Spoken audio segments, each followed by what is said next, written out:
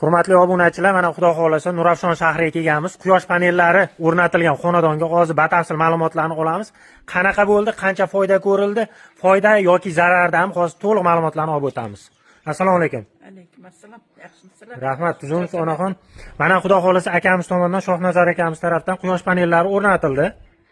Qanaqa bo'lyapti? Rahmat, o'rnatishganiga yaxshi. Mana 1 yildan oshdi. Hali bir so'm pul to'laganimiz yo'q davlatga. Undan tashqari 1.300.000 pul tushdi. Uni olib ishlatdik. Rahmat. Foydasi yaxshi. Tavsiya qilaman qolganlarga ham qo'yishini.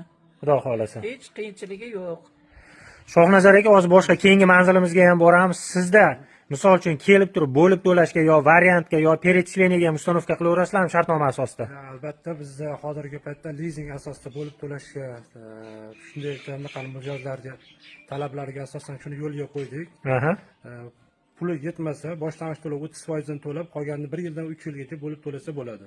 Naqd перечисление hamma sharoitlari bor. Bemalol murojaat qilsa bo'ladi o'ziga. Bo'ldi.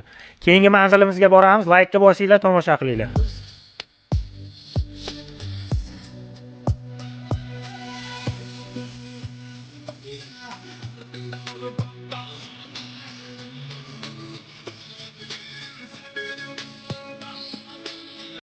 Panellarning invertori, mana avtomati, hammasi cho'tki ishlangan. Xudo xolasa kelib ko'rib, bemalol xudo xolasa xonadoningizga o'rnatishingiz mumkin.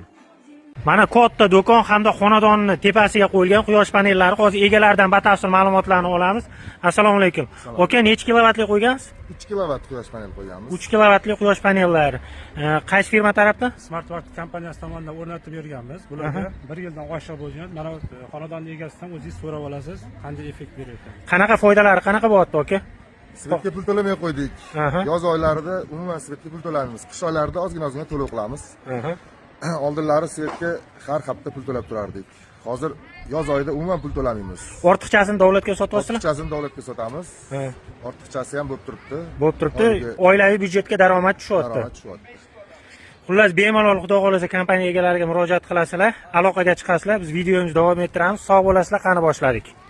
Mana shunaqa ko'rinishda bo'ladi. Quyosh panellarining invertori, xudo xolasa kerak bo'lsa Wi-Fi simlariga ham ulab beriladi. Ko'ryapsizlar, mana hammasi chiroyli qilib, mustahkam, cho'tki qilib o'rnatilgan.